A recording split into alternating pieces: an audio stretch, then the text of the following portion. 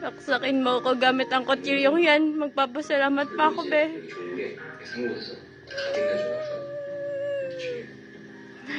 That's his name in Japanese. That's my baby. 이게 우도라 그래가지고 고기를 자를 때 Magkikita tayo sa December 6. Magkikita tayo sa December 6. Hindi ako papayag na hindi. 저는 멕시칸 가방인데 가방에 또 이거 넣어주고 J Park. 이거는 영어로 제이펄이라고 왔습니다. Oh my God. 오늘 주제는 Ha? 얼마 전에 엄마가 생일이었어요.